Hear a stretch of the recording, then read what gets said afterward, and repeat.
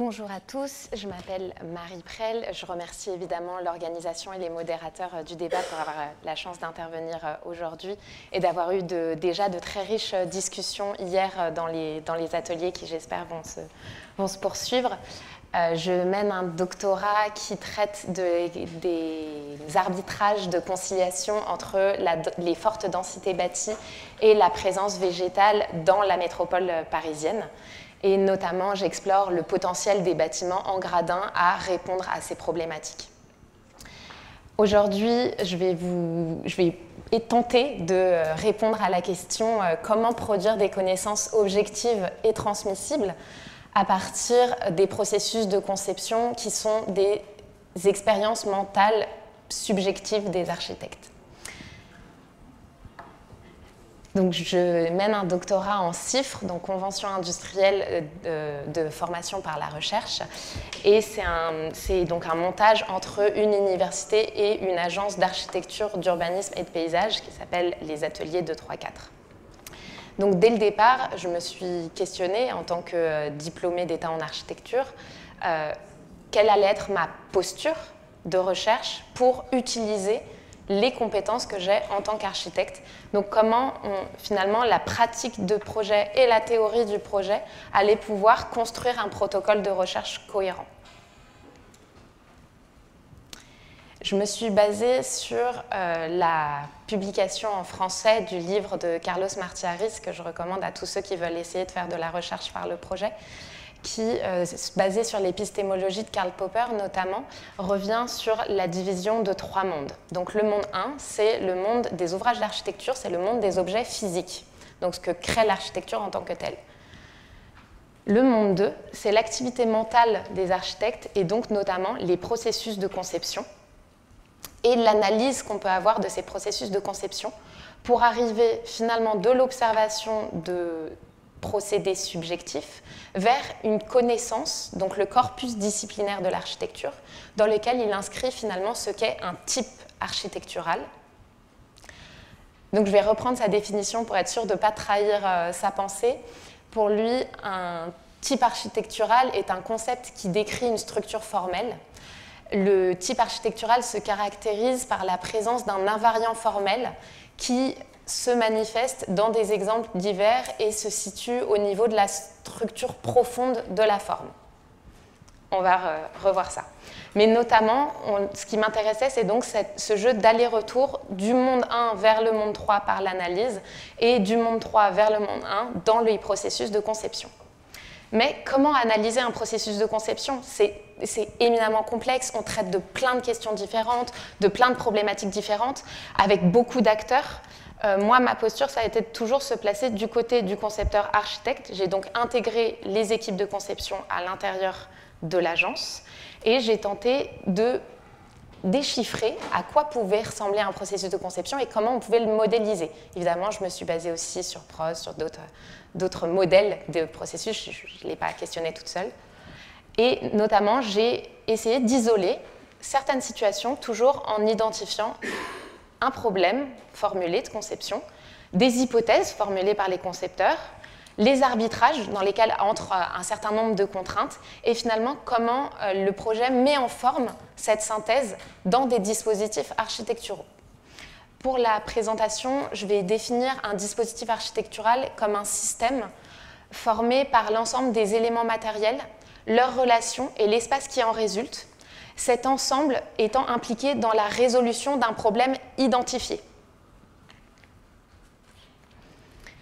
Voilà un exemple de situation, parce que si on veut pouvoir créer des connaissances qui sont transposables, il faut montrer que dans différents processus de conception, finalement, bien que chaque œuvre soit unique, il y a des récurrences et il y a des choses, des questionnements qui sont répétés, mais aussi des situations qu'on voit à plusieurs reprises.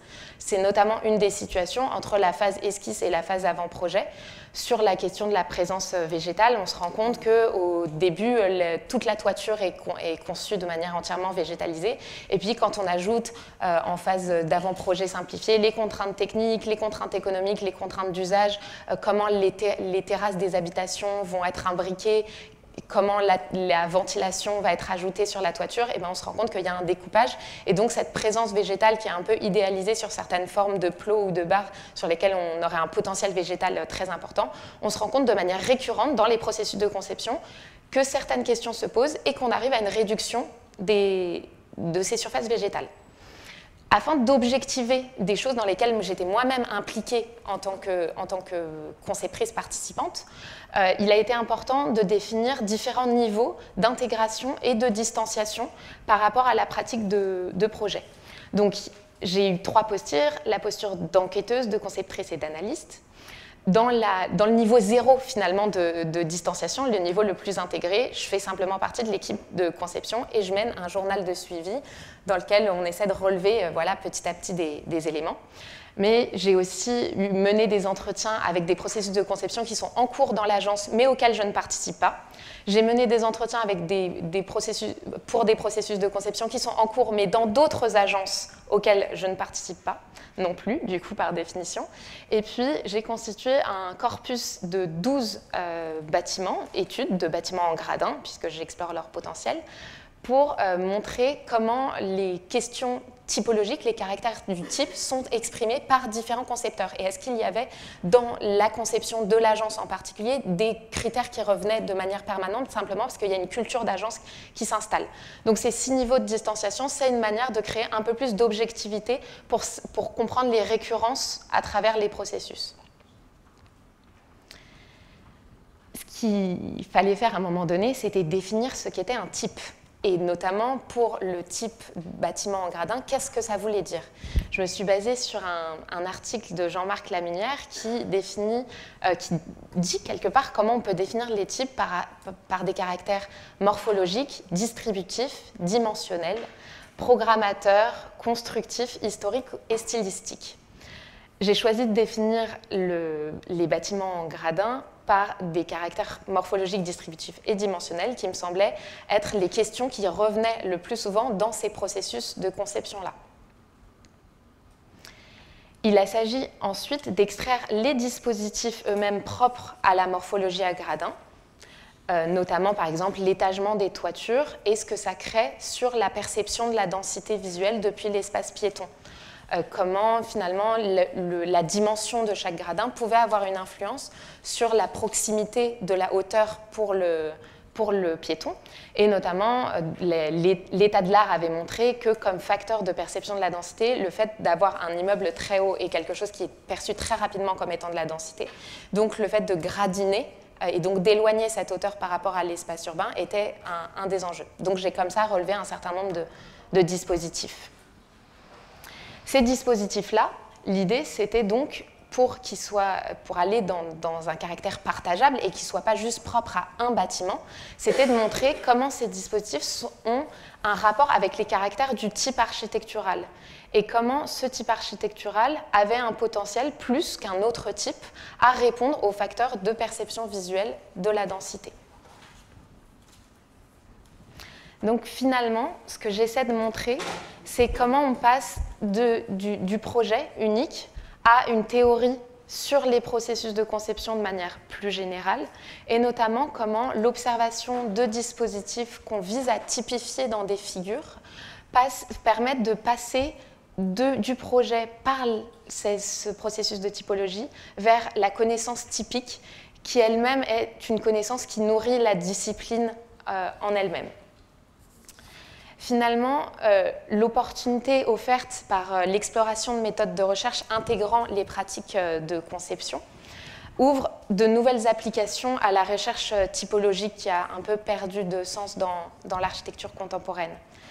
L'analyse systématique des processus de conception par des protocoles est difficile à mettre en œuvre puisque chaque situation est unique, mais c'est vraiment le fait de repérer des communs qui a permis d'aller vers une objectivité à partir de critères déterminés par l'état de l'art. L'utilisation d'un journal de suivi qui a permis la mise en place d'une grille d'indicateurs qui pouvait être observée à travers et des projets sur lesquels je participe et des projets qui ont déjà eu lieu, voire dont je n'ai même pas accès aux concepteurs parce qu'ils sont simplement décédés, a permis la mise en place de critères. Donc, ce qu'on a pu discuter finalement, c'est l'alternance entre des postures d'intégration aux activités de conception et la distanciation nécessaire pour l'analyse, et aussi la comparaison d'expériences de projet avec un corpus, ainsi que l'exploration, et je terminerai par ça, de scénarios alternatifs, où je reviens à la conception, notamment sur des projets que l'agence a produits, mais sur lesquels je vais produire en fait des scénarios alternatifs sur lesquels je fais varier un des critères ou un des paramètres. Et je montre quel aurait pu être le développement de projet en choisissant un autre dispositif. Ce qui est intéressant dans l'étude des processus, c'est que comme j'ai eu les étapes intermédiaires, il y a aussi tous les dispositifs qui ont été finalement éliminés du processus de conception à un moment donné, sur lesquels on peut se poser la question de la pertinence et se dire, pour un futur projet, quelles sont les conditions favorables à l'exercice de ce dispositif. J'espère par là avoir créé une forme de répertoire de dispositifs qui permettent une meilleure conciliation entre la densité bâtie et la présence végétale dans des fortes contraintes de densité des métropoles. Et j'espère, par ce répertoire, finalement, avoir combiné des connaissances qui sont partageables et transmissibles aux architectes, mais pas que. Merci beaucoup.